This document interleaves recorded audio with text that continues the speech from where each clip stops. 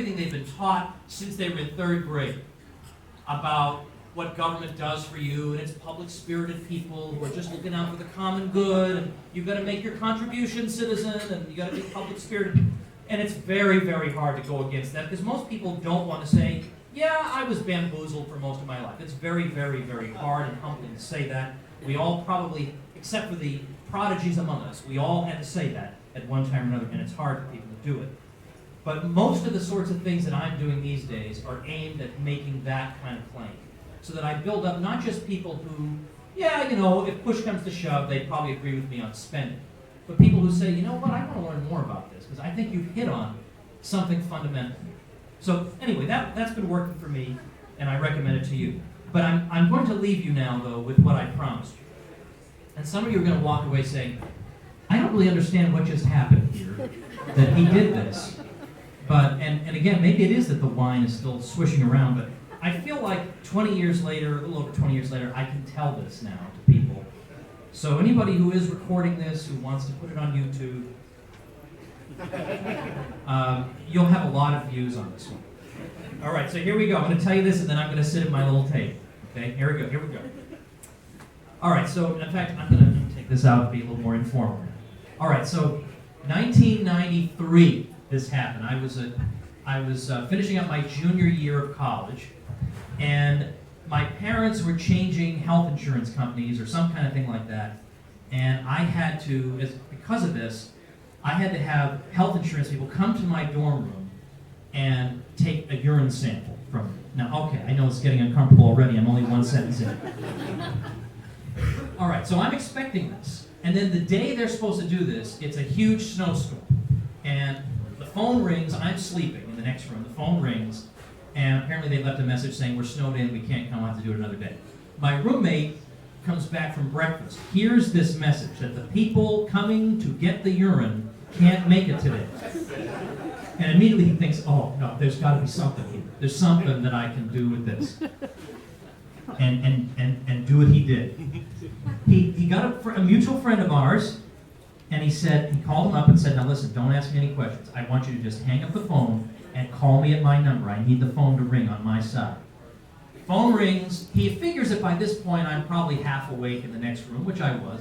So I hear half his conversation. He's saying, oh, you're from the insurance company. Okay, oh, you're snowed in? Okay. Bay Bank? Sure. All right, thanks. So I yell, hey, Paul, what was that all about? So he comes in and he says, well, that was the insurance company.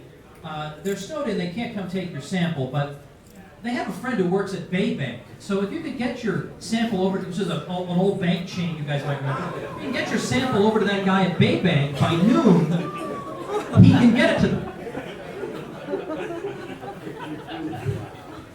Now I assume that there is not a soul in this room who would be stupid enough to actually do that. You might assume that too. Boy, are you wrong. Yeah. I did this. Because look, I'm an innocent kid, like we voted for the anti-Ted Kennedy guy. I'm conservative little town, People don't take advantage of other people in this world. But also, look, I'm half asleep. In those days, exam period was in January. We had exams after Christmas. You have 2 weeks to prepare, and I was a wreck. Wasn't thinking clear. But I actually said to him, oh, you got to be, well, I didn't say kidding me. I said another word. I said, what? And he said, no, you really got to do this. I mean, he's going to be gone. His name's Jeff. He's going to be gone by noon. You're going to get out of there. So I go in the bathroom with a Dixie cup. Like obviously it's got to be a sterile cup. I mean, like, hello. And he's shouting it to me, you got to write your social security number on it. So I get a piece of paper and an elastic band. I cover the thing up, and I'm putting my old work boots on, getting ready to truck, because I lived in Adam's house. The Bay Bank is all the way right near where the coop is right now. So I got to trudge out there in the snow, carrying a cup of my own urine. And now he's laughing hysterically, but I thought to myself, well, this is kind of an amusing situation.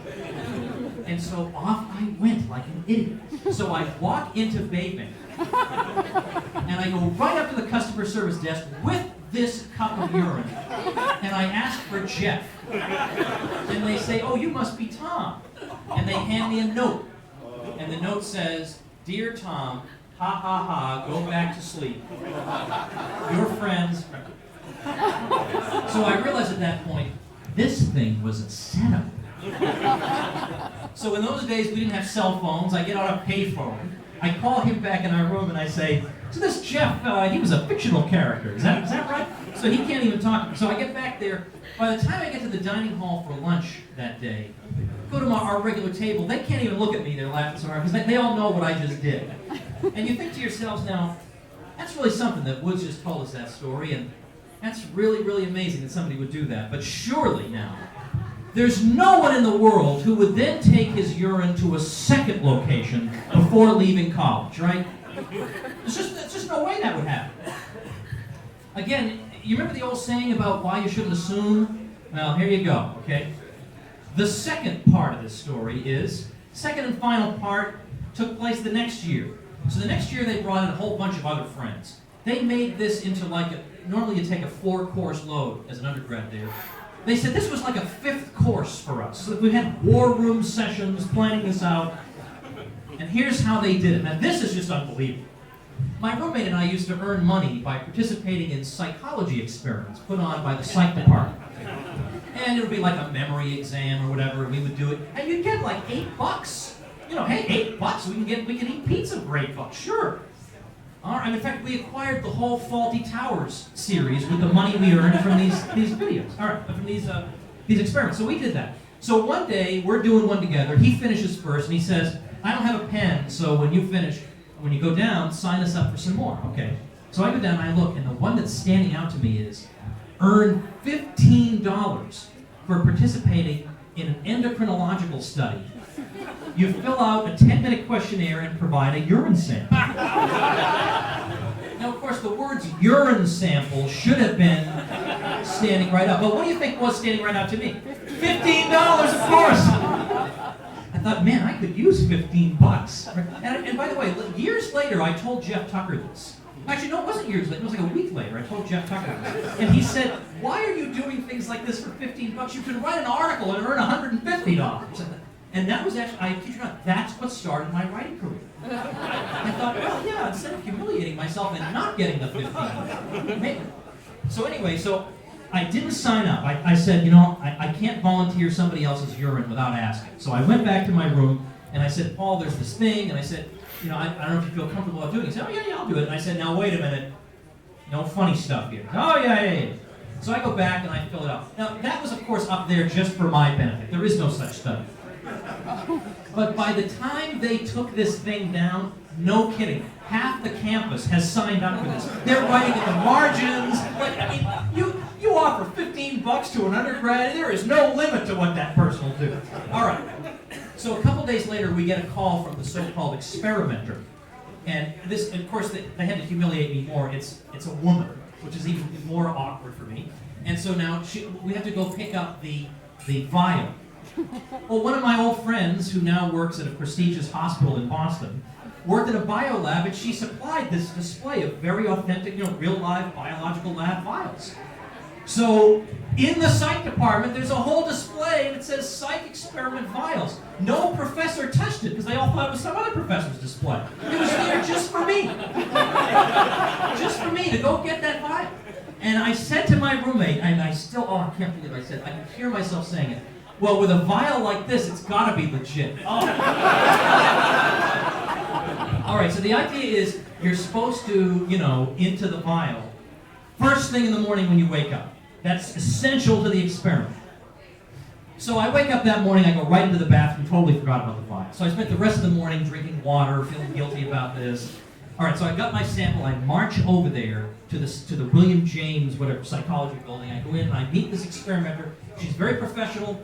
And she sits me down in this room, and she says, all right, here's the release form, which is just like all the forms I've ever signed. They've done everything, every detail they've anticipated. And she says, okay, do you have the sample? Well, yeah, so I put it on the table. And she says, all right, here's the questionnaire. And then she's sitting in the corner reading a book. So I thought, all right. And the questions are not really what I'm expecting. So it's, you know, how do you feel today? And it's multiple choice. So I circled indifferent. So then it was questions like, you know, do you smoke? Do you drink? You know, do you exercise? How often? Then it was, Look at the vial on the table. Now how do you feel? So I circled disgusted. Then it was, pick up the vial and swirl the contents.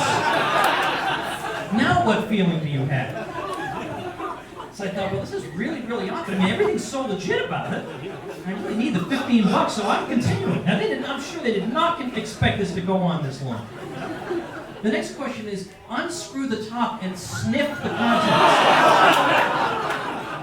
I did not do this. I thought, well, this is getting the limit of what I'll do for $15. And then I look, and then the multiple choice. There was one more. The last one is imbibe the contents of the bottle. At this point, they're reaching too far. And I actually said, you gotta be, and again, I didn't say kidding me, I said something else. And I looked down at the multiple choice answers, and they're all how do you feel now? They're all nicknames for me. I thought, what's going on here? And then the last question is, what feeling do you have right now? There was only one choice, deja vu. There it is, everybody. There it is.